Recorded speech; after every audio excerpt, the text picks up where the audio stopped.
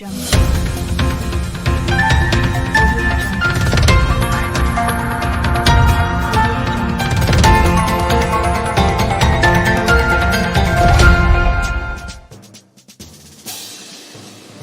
siang pemirsa, kembali lagi dengan saya Lucia Widya sebagai pembawa acara siang ini. Saya akan membawakan berita yang aktual dan terpercaya pada bincang-bincang laporan.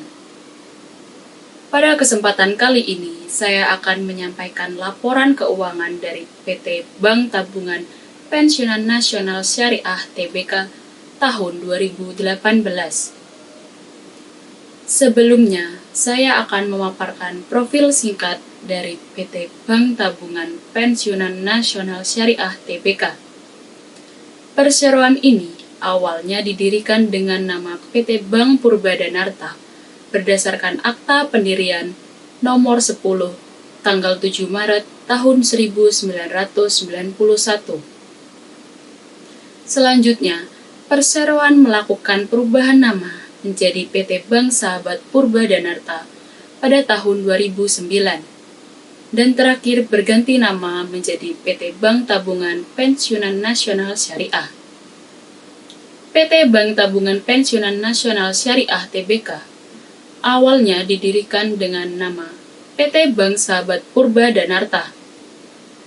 Pada tanggal 22 Mei 2014, bank telah mendapatkan izin dari Bank Indonesia untuk melakukan konversi PT Bank Sahabat Purbadanarta berdasarkan surat keputusan Dewan Komisioner Otoritas Jasa Keuangan untuk izin perubahan kegiatan usaha bank umum konvensional menjadi bank umum yang melaksanakan kegiatan usaha berdasarkan prinsip syariah.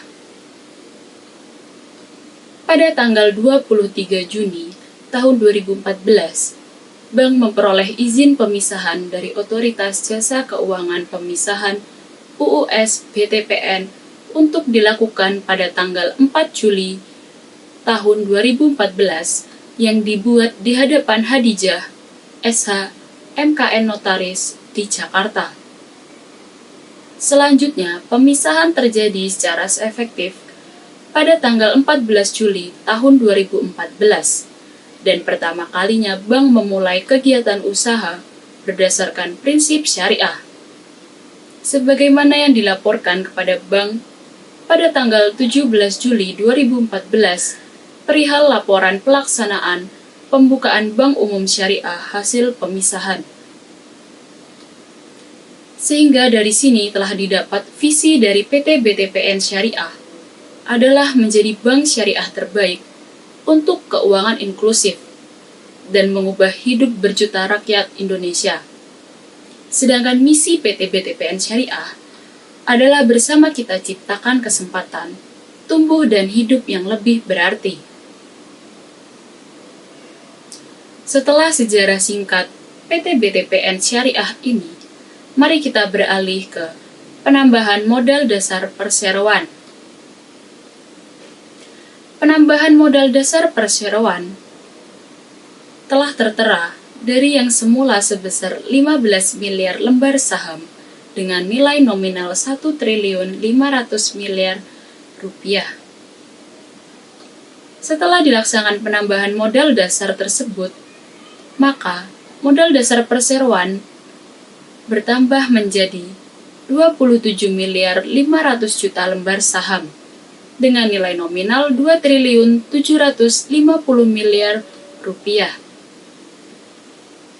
Pada tanggal 31 Desember 2018, aset tetap kecuali tanah telah diasuransikan kepada perusahaan asuransi pihak ketiga dengan total nilai pertanggungan sebesar 121 miliar 655 juta rupiah. Bank berpendapat bahwa nilai pertanggungan asuransi cukup untuk menutupi kemungkinan kerugian dari aset tetap tersebut. Pada tanggal 31 Desember 2018, Bank melakukan peninjauan kembali atas masa manfaat, metode penyusutan, dan nilai residu aset tetap, serta menyimpulkan bahwa tidak terdapat perubahan atas metode dan asumsi tersebut. Berdasarkan penelaahan manajemen, tidak terdapat indikasi penurunan nilai atas aset tetap tersebut. Pada tanggal 31 Desember 2018, tidak terdapat aset tetap yang digunakan sebagai jaminan dan tidak terdapat pembatasan kepemilikan atas semua aset tetap. Disebutkan juga pada tanggal 31 Desember 2018 itu, aset tetap yang sudah disusutkan penuh namun masih digunakan untuk menunjang aktivitas operasi bank sebesar Rp199.690 juta.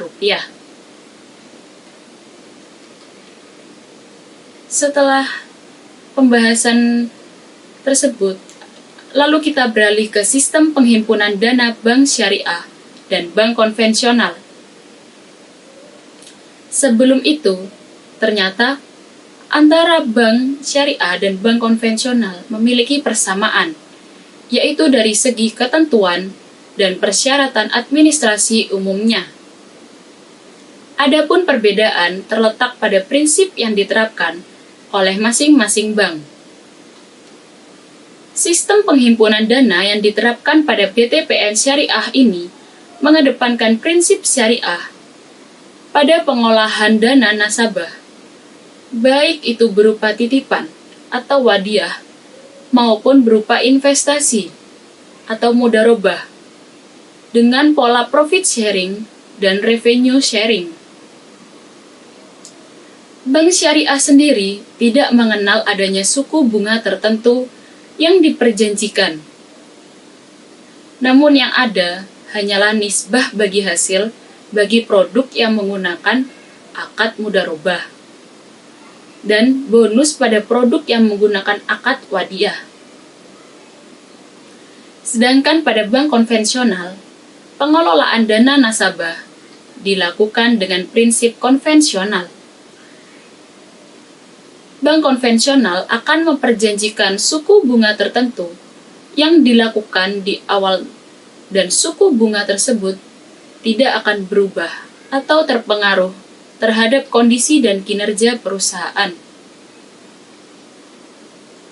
Berikut ini adalah saldo dari laporan posisi keuangan mengenai wadiah dan mudharabah. Telah tertera pada laporan tersebut bahwa simpanan nasabah terdiri dari giro wadiah dengan jumlah sebesar Rp100.350.000.000 dan tabungan wadiah sebesar Rp1.518.940.000.000. Sedangkan untuk mudharabah ini terdapat 2 tabungan mudharabah sebesar Rp114.382 juta dan deposito mudharabah sebesar Rp5.878.478 juta. Berikutnya, mari kita beralih ke pembiayaan yang disalurkan. Sebenarnya, dari pembiayaan yang disalurkan ini, nasabah dana dalam bank syariah diperlakukan sebagai investor atau sebagai penitip dana. Dana tersebut disalurkan perbankan syariah kepada nasabah pembiayaan untuk beragam keperluan, baik produktif maupun konsumtif. Dari pembiayaan tersebut, bank syariah akan memperoleh bagi hasil atau margin yang merupakan pendapatan bagi bank syariah. Jadi, nasabah pembiayaan akan membayar pokok ditambah bagi hasil atau margin kepada bank syariah. Pokok akan dikembalikan sepenuhnya kepada nasabah dana.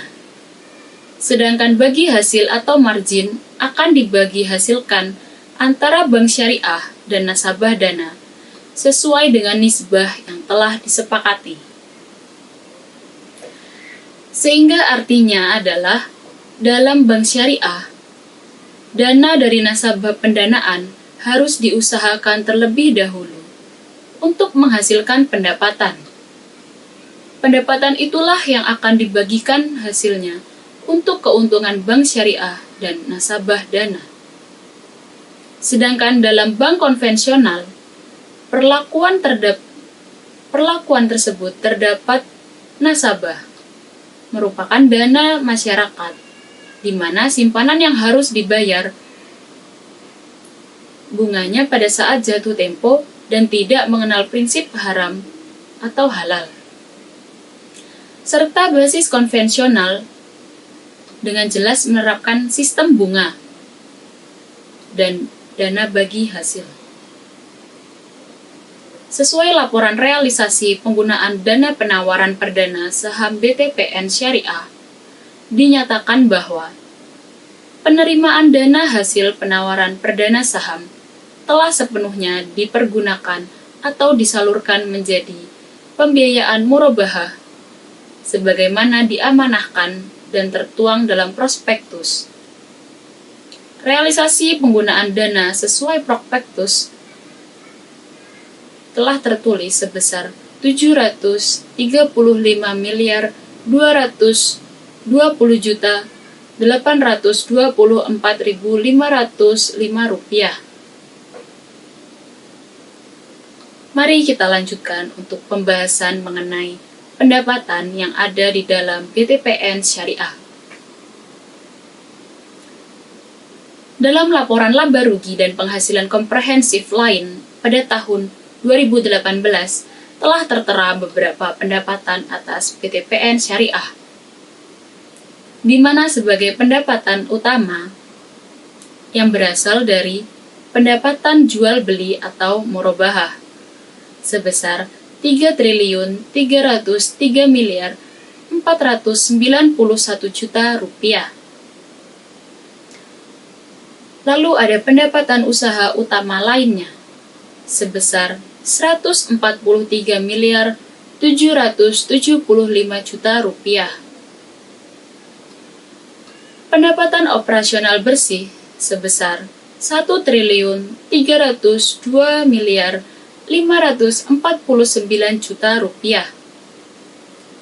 Dan yang terakhir, pendapatan lainnya sebesar 481.861 juta rupiah. Selain itu, terdapat pula di laporan rekonsiliasi pendapatan dan bagi hasil, di mana tertera bahwa total pendapatan yang tersedia untuk bagi hasil adalah sebesar 3.421.973 juta rupiah. Lalu kita beralih ke laporan sumber dan penyaluran dana zakat BTPN Syariah pada tahun 2018. Untuk dana zakat ini, ternyata tidak dituliskan seberapa besar nominal, di mana yang sumbernya berasal dari bank maupun pihak luar. Hal itu terjadi karena sejak tanggal bank beroperasi sebagai bank umum berdasarkan prinsip syariah, bank belum menunjuk suatu lembaga untuk mengelola sumber dan penggunaan dana zakat. Sampai tanggal 31 Desember 2018, bank belum mengelola penerimaan dana zakat, baik yang bersumber dari bank maupun dari pihak luar bank. Hal ini tertera pada catatan atas laporan keuangan. Denda atau sanksi yang diberikan kepada nasabah yang mampu membayar tetapi menunda-nunda pembayaran dengan disengaja. Sejumlah uang yang besarnya tidak ditentukan atas dasar kesepakatan dan tidak dibuat saat akad ditandatangani. Dana yang berasal dari denda atau sanksi diperuntukkan untuk dana kebajikan. Sehingga selanjutnya di laporan sumber dan penggunaan dana kebajikan BTPN Syariah pada tahun 2018, terdapat laporan mengenai dana kebajikan, yaitu pada bagian sumber dana berdasarkan pendapatan non-halal yang diperoleh sebesar 141 miliar rupiah. Dan sumber dana kebajikan yang kedua adalah denda sebesar 94 juta rupiah. Pada perhitungan akhir, akan terdapat penurunan saldo sumber dana kebajikan, sehingga saldo akhir dana kebajikan yaitu sebesar 443 juta rupiah. Kenapa dapat dikatakan mengalami penurunan? Karena pada saldo awal yang tertera pada laporan tersebut, saldo awal dana kebajikan ternyata sebesar 547 juta rupiah. Sebelum mengakhiri berita hari ini, dapat saya sampaikan bahwa BTPN Syariah ini sudah cukup baik dalam mengelola keuangan, baik yang keluar maupun yang masuk telah tertulis dalam laporan-laporan secara lengkap dan mendetail. Seperti di laporan posisi keuangan, laporan laba rugi, laporan dana zakat, laporan dana sumber kebajikan, hingga kecatatan atas laporan keuangan. Hanya saja, mungkin seperti dana zakat memang belum tertera karena beberapa sebab. Dan PT BTPN Syariah ini baru resmi berdiri di tahun 2014, sehingga masih terbilang baru terjun di bidang bank syariah. Sebagai informasi tambahan, baru saja di mana PT BTPN ini baru saja resmi tercatat di Bursa Efek Indonesia pada 8 Mei tahun 2018.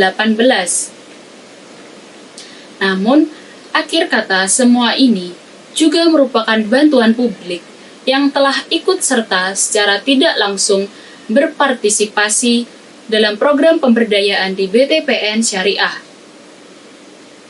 Kinerja keuangan yang baik dan tata kelola perusahaan yang berstandar tinggi menjadi spirit mereka sebagai perusahaan terbuka. Sekian sekilas berita bincang-bincang mengenai laporan keuangan PT Bank Tabungan Pensiunan Nasional Syariah tahun periode 2018. Semoga bermanfaat dan mohon maaf atas kesalahan tutur kata. Saya Lucia Widya pamit undur diri. Terima kasih, salam sehat dan selamat siang.